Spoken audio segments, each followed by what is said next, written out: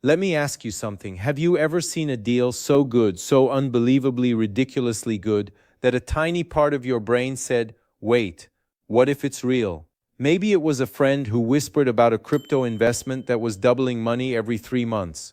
Maybe it was an Instagram reel about some guy who turned $500 into $50,000 in weeks. Maybe it was just a very confident man in a very nice suit telling you he had a system. Here's the truth nobody tells you: the smarter you are, the more dangerous that feeling is. Because the people who fall for these schemes, they're not stupid.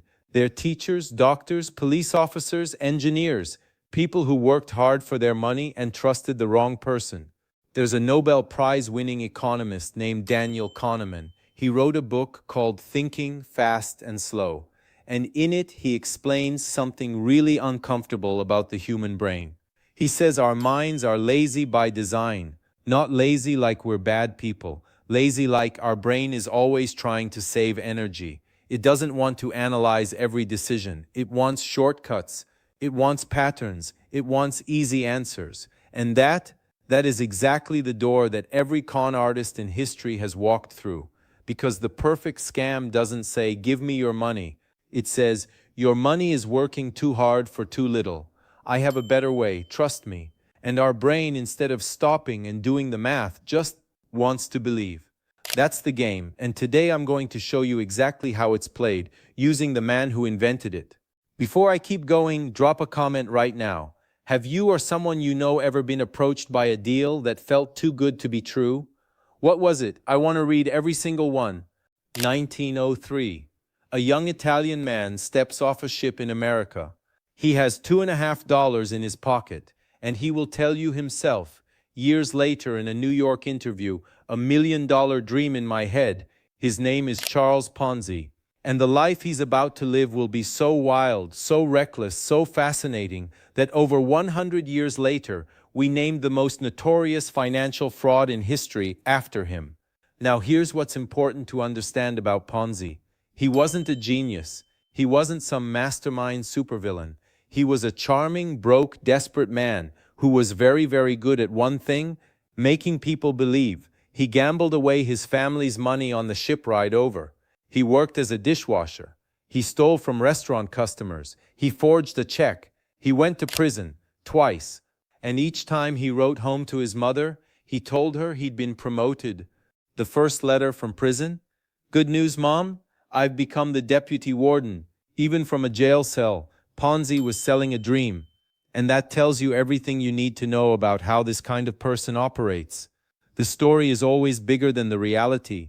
The confidence is always louder than the truth.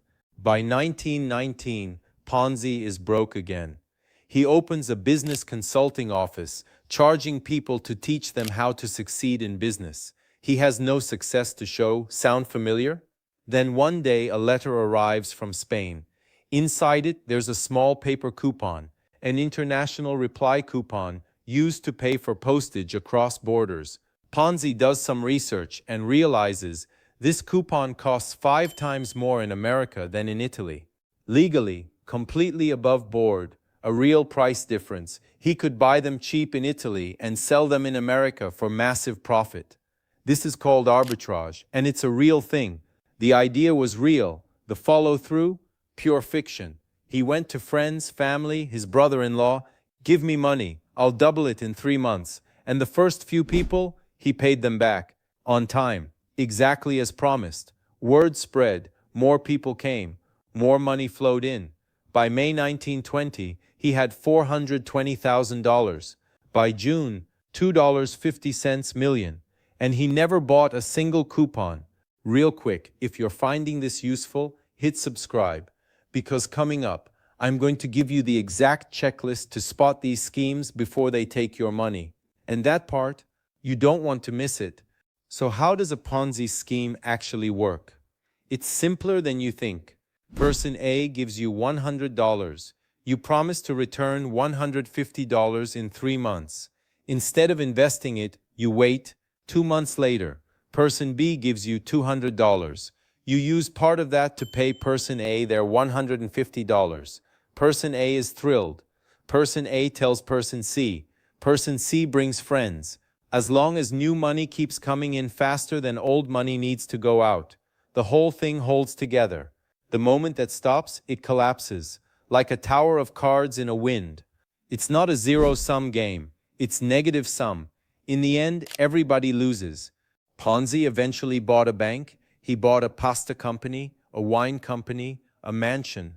He paid police officers who came to investigate so well that 75 of them quit their jobs and became his marketers.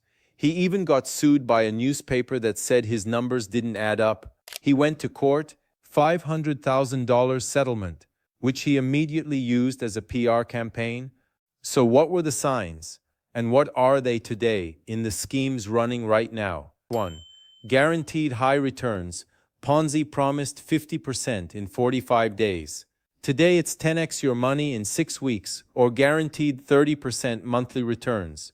Legitimate investments carry risk. The word guaranteed is the first alarm. 2.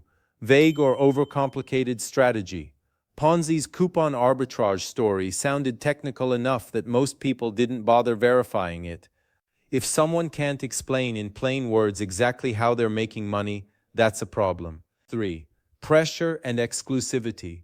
This opportunity is closing tomorrow. Only 10 spots left. I'm only offering this to people I trust. Urgency and exclusivity are tools to stop you from thinking clearly. 4.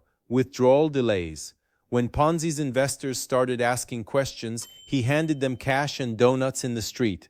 But eventually the delays come. System maintenance, processing issues. If you can't access your money easily, it may not be there. 5. No outside verification. Ponzi scared the media into silence. Today's scammers use lawsuits, fake reviews, and influencer marketing. If the only people saying it's real are the ones profiting from it, that's not validation. That's a sales team. Okay, so how do you actually protect yourself? Here's the checklist. Step 1. Verify the license.